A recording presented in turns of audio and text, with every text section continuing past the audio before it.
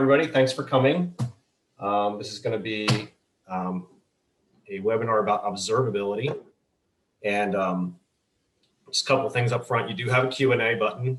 There's also a chat. It might not be that easy for us to be watching the chat while we're presenting the screen, but I'll try to get back there. And just like in COVID times, it's fine to go ahead and pepper us with questions during. It's not like you have to wait till the end if you have a question at all while we're going through.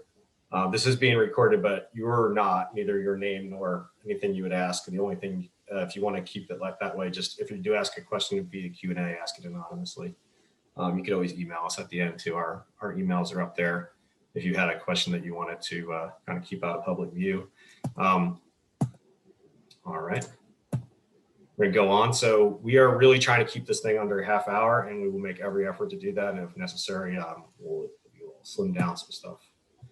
So first, we're going to start out with a quick introduction to who is Instana and who is DAI, and we will keep this to just a couple of minutes. So Justin, I'm going to ask you to go ahead and give a quick who is Instana. Sounds great. So as Mark said, we are Instana. We are a fully automated APM tool providing full automatic full stack discovery on all of your applications. So as the slide says, we'll be using our unified agents to discover everything on your system, to build our real-time dependency maps, to give you full performance analytics, as well as finding any immediate issues, performance or otherwise, and then helping you with our unbound analytics to actually track and address any issues you may find. I'll turn it back to you, Mark. We promised we would be technical, guys, and make this go fast, so we're keeping to our promise. So DAI Source, we're a Platinum IBM business partner, but we're also a consultative company when it comes to enterprise architecture, cloud architecture, and things like that. I'm just going to fly through this pretty quick. A lot of people know us for what we do in the data space, whether that's data warehouses or ETL or MDM or a whole series of things, all the way from the glass to the data storage. Over time, then we branched out into other things like integration middleware, including specialties in API platforms and fast file streaming and a whole bunch of different things. Process automation, so things like workflow, business process management, automated decision rules, DevOps and DevSecOps. And then it brings us to what we're talking about today. So we are talking about observability today, which falls into this kind of exciting new area of AI ops and chat ops and all kinds of things that go along with the ability to be able to make inferences about what's happening with an application. Okay, and then enterprise security. We do work with enterprise security, and of course, these are things that are broadly related to all other pillars before it. Whether it's the data pillar and you're interested in data security, or whether it's API gateways and the ability to talk about OAuth tokens and things like that. We do quite a bit with security. And then there are also some specialized apps that IBM has in the area of like blockchain and asset management and seasonal inventory, and some really cool things like making sure that all the generators get shipped to, I don't know, the Southeast Gulf Coast before there's a hurricane or things like that. So really neat things. And then we do full project delivery, and most of our projects will fall under corporate initiatives like digital transformation or process automation or things like that. So that's it. Couple technical people talking tech, and we're not doing a big company pitch. So let's kind of move in to what today's topic is about. I'm going to generally kind of set the stage as a baseline, not so much as an educational thing, but just to make sure that everybody knows what we're really talking about and what kind of problems we're trying to solve here. So you're in a big company or a medium company or any company with IT applications, and you see some kind of customer satisfaction issue. Usually the business unit or a business user or somebody is concerned about dollars lost, things like that. In a lot of companies, you'll have these things called major incident teams, SWAT team, support team kind of things. And right away, half the office is now on these calls. You hope it doesn't turn out that way, but often it does. At least that's my experience from kind of an informal tour of the Fortune 500 over the last few years. Next thing that happens, let's see if I can get this to go. Your top engineers are getting pulled away from new projects, along with half the rest of the office, which means your next month's deliverables are now in jeopardy, which means people are now going to be working weekends. So that really starts to get into the psyche of everybody. IT ops, one of the worst things to be in IT ops is the person who has a really good grasp of some application that keeps breaking. So what that means is that you will be the one that gets tagged in every time that thing breaks, and it breaks all the time. So that's what we would call the hamster wheel, what that picture is trying to show there. And around we go. The developers start to get pulled into support cases, and developers have a funny way of just kind of disappearing out the door when that happens. So then you start to get finger pointing among ops dev and testing. And, I've really have seen this in my consulting career when we're sitting around boardrooms and the SVP of dev and ops and everybody is now pointing at each other. The joke that I always like to make is that it's got to be either the database or the network, so we can all just go home now. Because when you sit in these boardrooms, that's inevitably what gets said. So, we keep going around the wheel. And now you have the management team who's kind of frustrated because they really just want to know where to throw the money, the time, the resource, but they're not getting good answers about where to do that.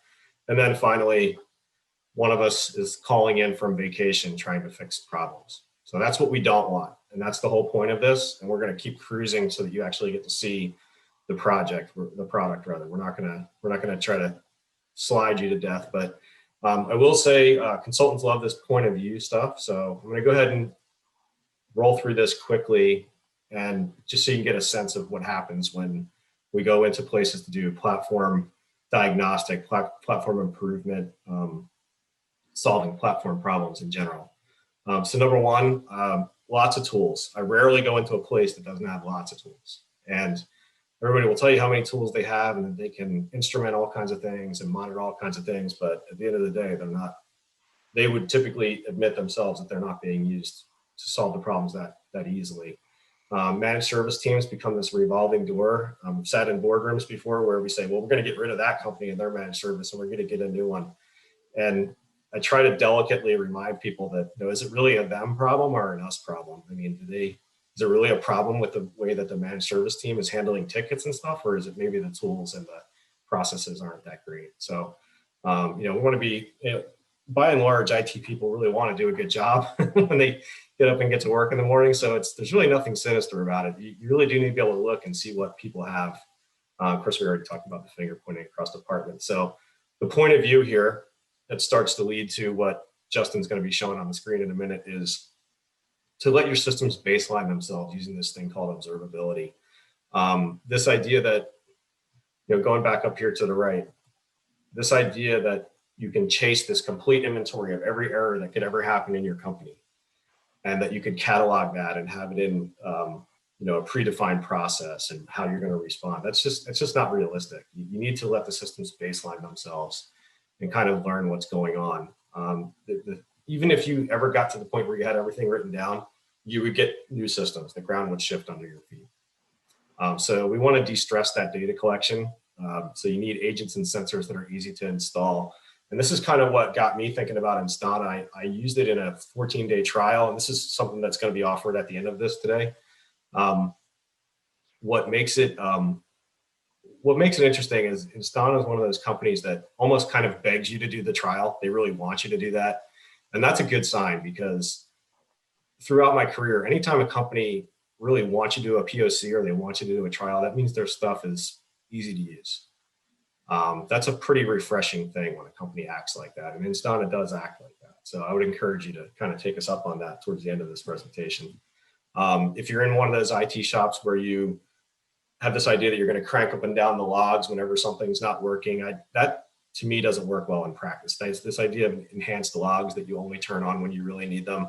You really want to be collecting things all the time so that they can be used for triangulating on the problems.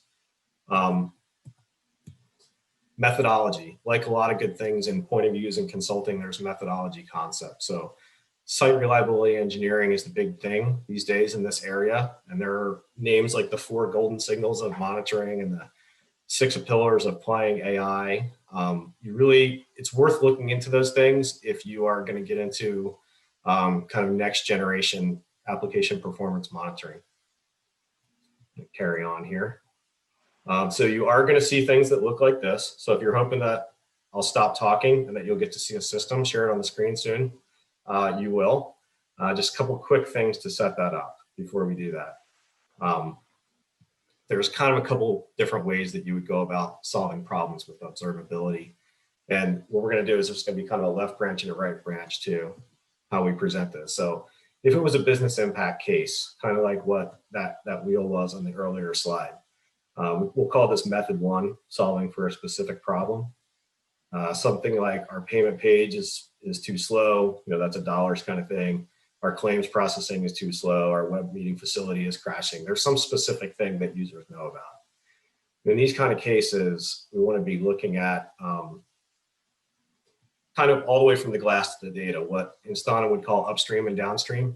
And you'll get to see that as we're going through the demo. And Justin's going to be showing a theoretical application called Robot Shop that has it's kind of a manufacturing concept for hardware, robots, things like that. So you'll get a chance to see this upstream, downstream kind of concept. And then kind of going the other way, there is traditional platform destabilization where you're kind of using this thing to investigate. And here you might look at things like all the containers on a worker node or all the nodes on a VM or JVMs and APIs in a particular collection of the environment or instances in a data center. The idea here is that you're going to solve a problem that may fix multiple things, like maybe a particular server or something is running out of memory, so all the services on that server are suffering. And then, both are legitimate ways to solve problems using application performance monitoring, and you'll get to see a little bit of both of those things as Justin's going through. So we would think of that using analytics, visualization, kind of slicing and dicing the data. Instana has some really cool filters as well. It's just a very easy, approachable kind of product, which is what kind of drew us to it at DAI and how we kind of came to be on this webinar with Instana today. So with that said, I think we're at the point where we can start demoing, and you have about 10 minutes if we stay within our time limit, Justin. So I'm going to stop sharing and I'll go check out the questions, and we'll get back here in a few minutes. So I've stopped sharing. All right. Sounds good. Can you see my screen all right? Yes. Okay. And I'm going to give my very best to be as concise as possible with this. And of course, ask any questions you have in the chat, everybody. And we'll get back to you as soon as we can with those. But so at the very start of it, Instana wants to be as automated and easy to use as possible, as Mark mentioned. And the root of that really is when we actually start deploying our agents. So Instana has what we call a unified agent, meaning our one agent is going to deploy individual sensors to each part of your technology stack to analyze and then report on each individual metric for you. So you don't need to worry about individual configurations or different installs for everything. You simply install our unified agent on the platform level or the operating system level, and it'll take care of the rest for you. Moving on then into the actual infrastructure. So this is what you would be seeing after you deploy the agent itself. Each of these little pillars is representing one host, so essentially one agent we have, and then all of the discovered tech stack inside of that the Instana agent is able to pick up with each of its various sensors. So in this case, this is a K8s cluster. You can see it's broken down into an Apache server, several Docker containers, Elasticsearch nodes, some processes, and Spring Boot apps. Now, everything Instana collects here is pulled on a 1 second granularity, meaning we're not trying to pull, aggregated data every 5 minutes or, small samples of things here and there. We're giving you the live data of your systems and infrastructure as they come into our platform. So I'm gonna go ahead and open up this dashboard. Now, the first thing you're gonna notice is how customized each thing is to the in particular piece of technology we're looking at. Now, again, Instana believes in automation as much as possible. So everything here, we reference our curated knowledge base on to make sure that we are showing metrics representative of whatever you're looking at. So since I am in a K8s cluster, we're looking at things like the CPU usage, the context switches, and the CPU load. Now, if I was to say drill down into one of these Spring Boot apps here, you'll notice this changes to pieces of information more relative to what we're actually looking at. So now we've dived down, you can see from the breadcrumbs that we are inside of the K8s cluster, inside of these nodes and pods, processes, and JVMs, all the way down to the actual Spring Boot level we're now looking at only the relevant information for that. And this level of context is very important to Instana. We want you to always not only know what you are, but know what's happening in the system around you. And that's why we've implemented this kind of stack context here. So what this is showing you, not only is the infrastructure that whatever you're looking at is involved with. So in this case, again, just the K8s cluster, the host, a container, as well as some platform views and high-level overviews of, in this case, Kubernetes. But we also support VMware Tanzu and ESXi for these as well, and the actual application side. So this is everything running as far as endpoint services in and outs and errors correlated to those. And we can monitor all of that from one place, giving you a very easy to read contextual view of your entire infrastructure and application. So I mentioned Kubernetes and our actual platform view. I'm gonna click into this and our system is automatically gonna move us from our infrastructure into our platform, which in this case, being a Kubernetes environment, is gonna show us a full bird's eye view of everything we'd wanna see, aggregated to things like the CPU resources, our memory and pods, and of course, things like our nodes, namespaces, deployments, even down to the level of daemon sets and the individual pods. And we of course monitor and analyze all of this for you. And at any point, you can dive into each one of these and never lose track of where you are. Again, referencing just the breadcrumbs at the top and being able to look at whatever you need to in any context you need to and having complete understanding of your system. We want to take the confusion out of that. We don't want to just spam you with info. We want it to make sense and be relative to what you're actually looking at. So diving from the actual platform perspective into our applications management here. So what this is a list of all our actual services and how we have then combined them and grouped them into different applications that are relative to any environment we may be in. Now, as Mark said, we're going to be looking at the actual robot shop application, which is just a brief simulation of kind of an e-commerce store and how that would affect things. Now, a few things I want to call attention to. First are the calls and latency and error rate. You're going to see these a lot looking through Instana. We lean on the Google SRE handbook for these. It's kind of the golden signals of the really important health checks for your application. So no matter what happens, if you start having a problem, you're going to see a dip in your calls, spike in your latency, and a spike in your error rate. All right. So diving into this, I do want to point out that all of our dashboards here are curated. Again, meaning we're showing you what is most relevant to you at any given time. So again, we're looking at the calls, the error rate, the latency, and your processing time.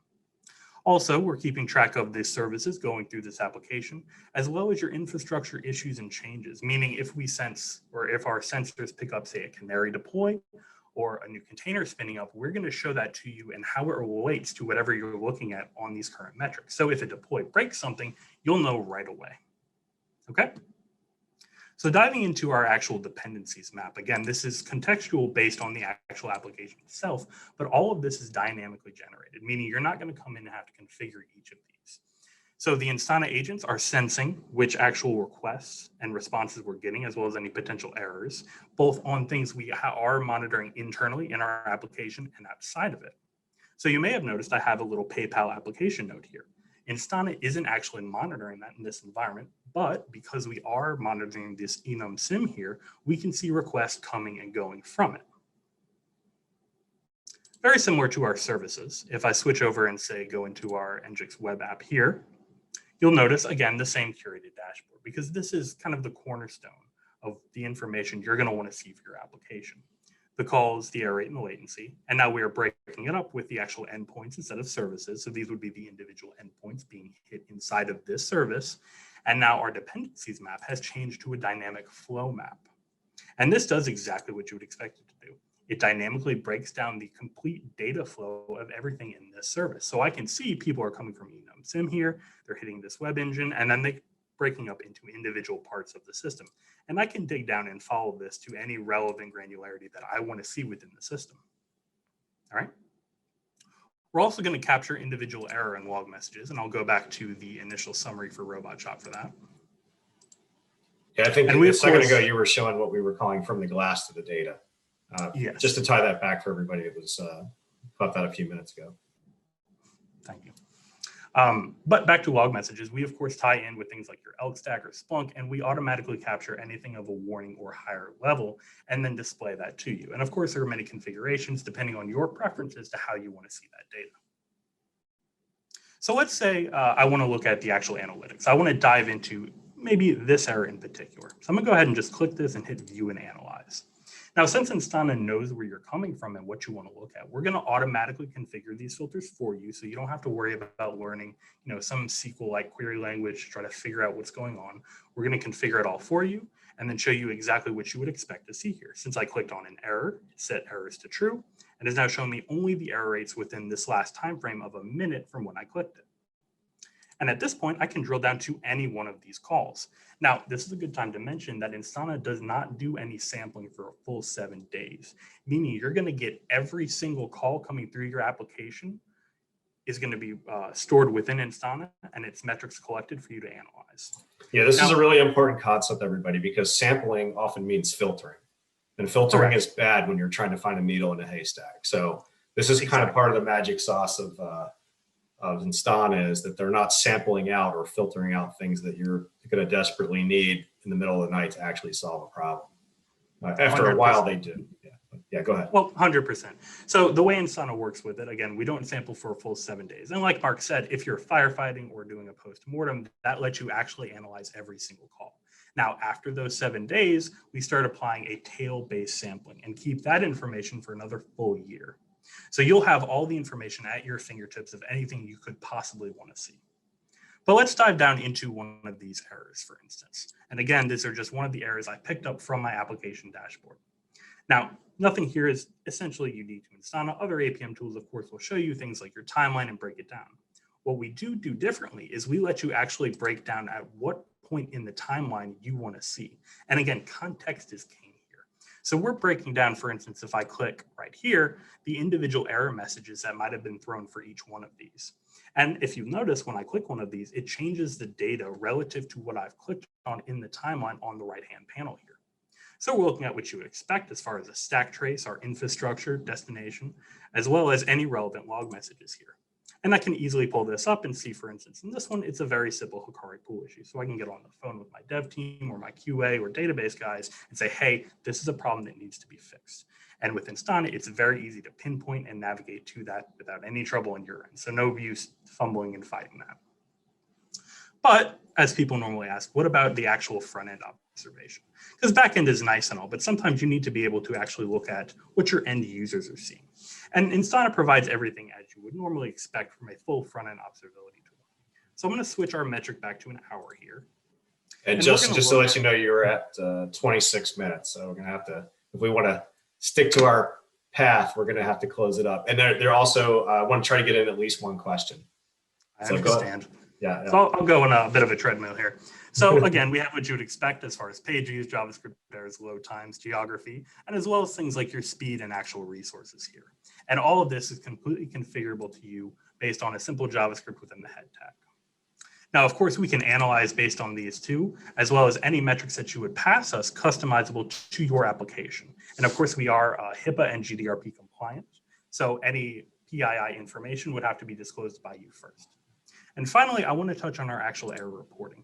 So the first time anyone sets anything up, the first thing you have to do is go through all of your actual logs and go through any individual technology stacks to set up your alerts and events. And again, Instana wants to put automation at the forefront.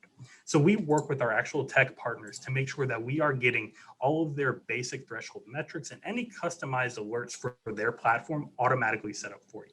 So we come out of the box with more than 240 plus individual threshold based alerts that you can, of course, delete or remove and then change and add your own. But the point is, you don't have to waste time with these initial setups for each of these.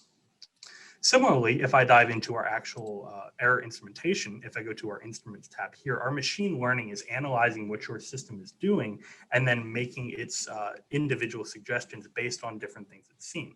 So in this case, we have several errors that were flagged, and our machine learning was able to trace back what caused each one of them, give you a list of not only the triggering event, but every related event to it. So we're not going to be spamming you with alerts for each of these. We're going to very smartly take a step back, analyze what we're doing, and then report back to you on it. And I'm going to cap it about there because I'm wanting to a little bit short on time. It's a perfect segue because we're going to try and get at least one answer to a question here. And we will do more of these. If people like these, we'll do more technical ones. This one was really just the first one. So the question was related to elastic scalability. And I'm going to read between the lines of the question. I think it was related to when you deploy new components, how do they become kind of automatically or automagically observed? And I think I'd start out by saying that Justin was just showing all those agents, and let's pick the ultimate scalability example, right? So a serverless function. So Amazon Lambda or pick your favorite cloud and its serverless functions. So we do support things like Lambda and Beanstalk. And if you have a host installed on that and say you were to upscale it, our sensors will automatically not only detect the changes to the environment, but any new technology you may be adding to it. So you don't need to worry about redeploying an agent or having to essentially restart the service or configure it in any little way. It'll automatically take care of that for you. Again, Instana wants to be as automated and easy to use as possible. Right. So serverless is obviously going to, for the person to ask the question, serverless is obviously going to scale like that, very aggressively scale, let's call it.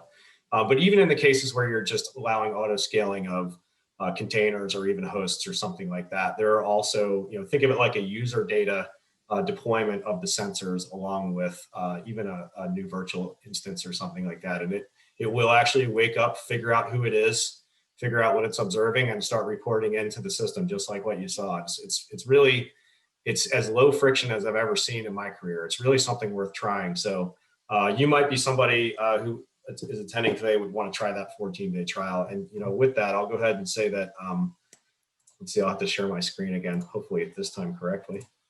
I've got my email address down there if somebody wants to ask ask more questions. Justin, can you see my screen right now? What's next? Yep. Okay, great. Also, like I said before, Instana really encourages you to do the trial, and that's because the stuff is really that easy to use. So I strongly encourage that. We can help you at DAI as well if you want to. Most likely you can figure out how to sign up and do it as well, but we'll be happy to help. And if you really just have questions about pricing or things like that, Justin and I don't work in sales, but we can get you to some salespeople if you have those kind of questions. If you work in an environment where you're not allowed to install sensors and agents and you just need a deep dive, we can also help you there. We can let you use some of our gear to figure out how that works. We can be pretty flexible in terms of helping you get started with Instana. I should also mention, not only can you sign up for the 14-day free trial on Instana's website, but if you just want to play with an environment without, say, setting it up on your own end, and there are links to this on Instana's site, you can simply go to play-with.instana.io to just play with it yourself in our open sandbox environment. Great. Thanks, everybody. Thanks for coming. Hopefully this was informative, and if so, maybe we'll do more in the future. Have a great week and enjoy your day. All right. Thank you all. Thanks. Bye.